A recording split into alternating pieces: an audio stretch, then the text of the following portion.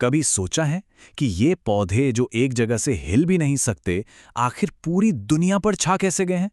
आज हम उनके सीक्रेट वर्ल्ड में झांकने वाले हैं, जो कमाल की स्ट्रैटेजीज और स्मार्ट प्लानिंग से भरा हुआ है। तो चलिए, इन शांत विजेताओं के राज खोलते हैं।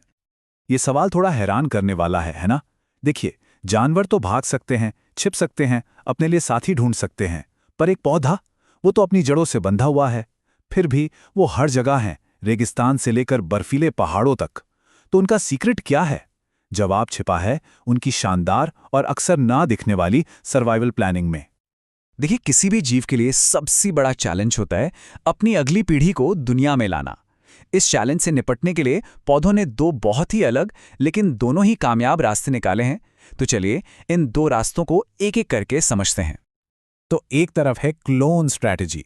ये तेज है, आसान है, भरोसेमंद है, जिसमें पौधा बस अपनी एक एग्जैक्ट कॉपी बना देता है। और दूसरी तरफ है पार्टनर स्ट्रैटेजी। ये थोड़ी कॉम्प्लिकेटेड है, लेकिन इससे जेनेटिक डाइवर्सिटी यानी आनुवंशिक विविधता का खजाना खुल जाता है, जिससे बच्चों को बदलते माहौल में सर्वाइव करने का बेहतर चांस मिलता है। ये क्लोन स्ट्रैटेजी वाकई कमाल की है। सोचिए, आलू की हर आंख से एक पूरा का पूरा नया पौधा बन सकता है। या ब्रायोफिल्म के बारे में सोचिए, पत्तों के किनारों से ही छोटे छोटे नए पौधे उग रहे हैं, जो बस गिरने और अपनी जड़ें जमाने के लिए तैयार हैं। ये तो जैसे नेचर की अपनी फोटोकॉपी मशीन है, जो फटाफट काम करती है। अब आते हैं पार्टनर स्ट्रेटेजी पर, और इसके लिए हमें फूलों के बारे में बात करनी होगी। फूल सिर्फ खूबसूरत नहीं होते, वो एक पौधे के सबसे एडवांस्ड टूल हैं। उनका एक सीक्रेट मिशन है, एक पार्टनर ढूंढना। चलिए, एक फूल को परत दर परत समझते हैं। सबसे बाहर होते हैं बाह्य दल। इन्हें आप कली का एक छोटा सा हरा कवच समझ सकते हैं, जो उसे तब तक सेफ रखता है जब तक वो दुनिया को अपनी खूबसूरती दिखाने के लिए तैयार ना हो जाए। ये फूल के बॉडीगार्ड्स हैं।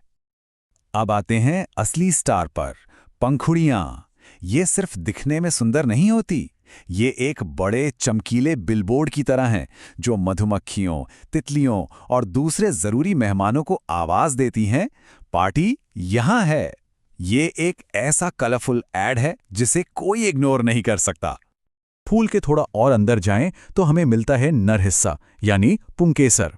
ये एक पतले से डंठल जैसा होता है, जिसके ऊपर होता है परागकोश। ये परागकोश एक छोटी सी फैक्ट्री है, जो पराग नाम की गोल्डन डस्ट बनाती है, जिसमें पौधे की आधी जेनेटिक इंफॉर्मेशन छिपी होती है। और फूल के बिल्कुल बीच में होता है मादा हिस्सा, स्त्री केसर। इसके टॉप पर एक चिपचिपा लैंडिंग पैड होता है, जिसे वर्तिकाग्र कहते हैं, जो हवा से पराग को पकड़ने के लिए ही बना है। ये एक ट्यूब के जरिए नीचे अंडाशय से जुड़ता है, जहां कीमती अंडे सुरक्षित रखे होते हैं, एक नई जिंदगी के शुरू होने का इंतजार करते हुए। तो हमारे पास पराग एक जगह है और अंडे दूसरी जगह, कभी कभी तो मीलों दूर। अब पौधे जो हिल नहीं सकते, इस दूरी को कैसे तय करते हैं? जवाब एक कमाल की प्रोसेस में है, जिसे परागण कहते हैं। इसे नेचर का अपना डेटिंग ऐप समझिए। सीधे सीधे कहें तो परागण बस पराग कणों को नर हिस्से से मादा हिस्से तक पहुंचाने का काम है। ये सुनने में बहुत सिंपल लगता है, लेकिन ये जिंदगी के डांस में सबसे जरूरी कदमों में से एक है। देखिए, स्वपरागण एक सेफ पेट है, पर इसमें वैरायटी नहीं मिलती। लेकिन पर परागण थोड़ा रिस्की है। इसके लिए हवा, पानी या किसी जानवर की मदद चाहिए, लेकिन ये एक जेनेटिक लॉटरी जीतने जैसा है, जिससे बच्चों को सर्वाइव करने के लिए नए और बेहतर गुण मिलते हैं।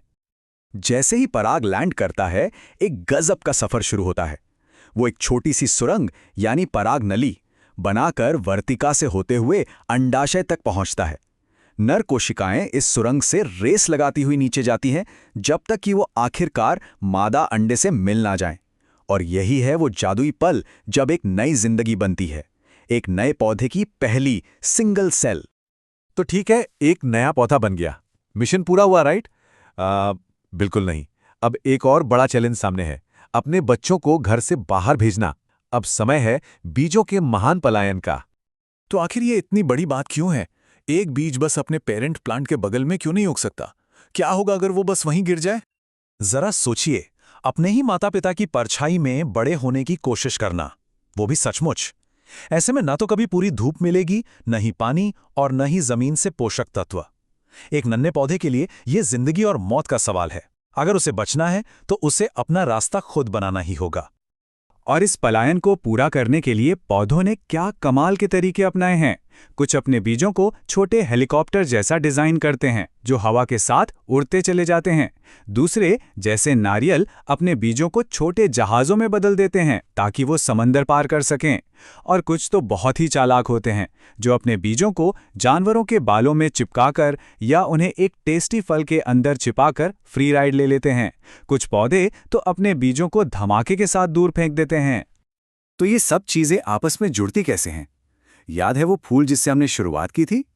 फर्टिलाइजेशन के बाद उसमें एक आखिरी शानदार बदलाव आता है।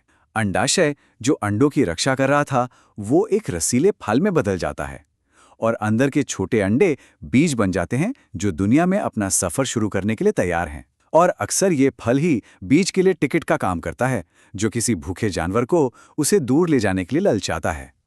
तो अगली बार जब कोई फूल, फल या हवा में उड़ता हुआ कोई बीज दिखे तो याद रखिएगा कि वो सिर्फ एक पौधा नहीं है, वो लाखों सालों के एवोल्यूशन का नतीजा है, एक खामोश, शानदार सर्वाइवल की कहानी है। ये वो अनदेखी मेहनत है जो हमारे ग्रह को हरा भरा और जिंदा रखती है और ये सोचने पर मजबूर करती है पौधों की दुनिया में और न जाने कितने अविश्वसनीय रहस्य छिपे होंगे जो हमारी नज़रों के ठीक सामने मौजूद हैं।